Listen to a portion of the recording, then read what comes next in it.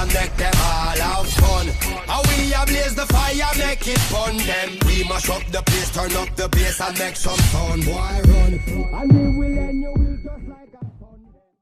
Welcome to this series of videos. We will talk about taking care of a young puppy. Proper nutrition is an important part of caring for puppies and adult dogs. Most owners know that puppies need food specifically made to promote growth and development. However, many owners struggle to determine when the time is right to switch to adult dog food. This is because there is no rule that applies to all dogs. Different dogs grow at different rates. You and your vet can estimate the best time to make the change to your puppy's diet. Feeding puppy food. Puppies need more calories than adult dogs to support their growth, development, and high energy levels. Young puppies need about twice the number of calories as adult dogs of the same size. As your puppy approaches adulthood, his growth begins to slow and his caloric needs decrease. If you continue to feed puppy food, once your dog stops growing, it will result in weight gain. Excess weight can quickly turn into obesity, which can lead to a host of health problems. Featured video. How to crate train your dog or puppy. When to switch to adult food. In general, dogs are considered puppies until about 1 year of age. However, different breeds age at different rates. For example, many large and giant breed dogs are considered puppies until 2 or more years of age, and will therefore need to remain on puppy food beyond age 1. Conversely, some small dog breeds reach adult size before the age of 1.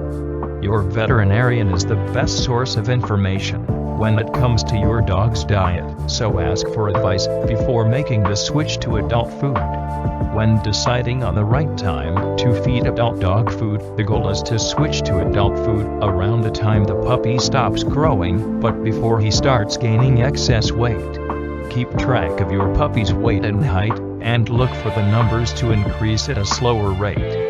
Most dogs will begin to reach a plateau around 1 year of age, but you might notice the growth slow down as early as 8 or 9 months of age.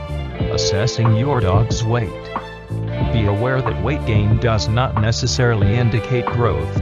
If your dog is gaining weight, but not getting taller or more muscular, he may be getting overweight. You can address your dog's body condition at home in a few steps. Run your hands along your dog's rib cage.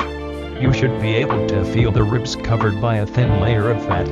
If you cannot easily feel the ribs, your dog may be overweight. Look at your dog from the side.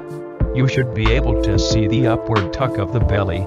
An overweight dog will have very little or no tuck. View your dog from above. There should be some narrowing at the waist just past the ribcage.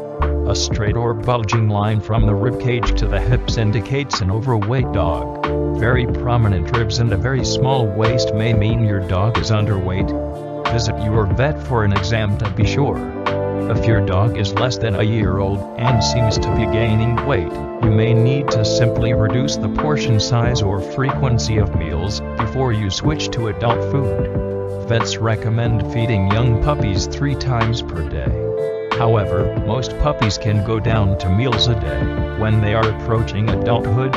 How to make the diet change. Any diet change should be done gradually to avoid gastrointestinal upset. This process can take a week or 2 depending on how you do it. It may take some time and research to choose the right food for your now adult dog. You may wish to stick with the same brand of food but switch to an adult formula. Of course, your vet can help you find an appropriate diet. Once you have chosen the adult dog food, determine the portion size of adult food you will eventually need to feed based on your dog's current weight. Then, add a small percentage of adult food to the puppy food, increasing it a little at each meal. For simplicity, you may want to work out a schedule so you are not trying to remember how much of each to feed. Many veterinary professionals recommend the 3x3 approach when switching diets. Days 1 to 3, feed 1/3 portion of adult food, and 2/3 portion of puppy food. Days 4 to 6, feed 1/2 portion of adult food, and 1/2 portion of puppy food. Days 7 to 9, feed 2-3 portion of adult food, and 1-3 portion of puppy food. Day 10 and on, feed full portion of adult food. During the switch, watch your dog's appetite and bowel movements. Slow the transition if your dog experiences diarrhea or vomiting. If GI upset continues, you may need to choose a different adult diet and restart the transition. Contact your vet if your dog has vomiting or diarrhea for more than a day. Watch your dog's weight over the coming months to make sure you don't need to adjust portion times. Also, be sure to keep up with annual or biannual veterinary wellness checkups, as recommended by your vet.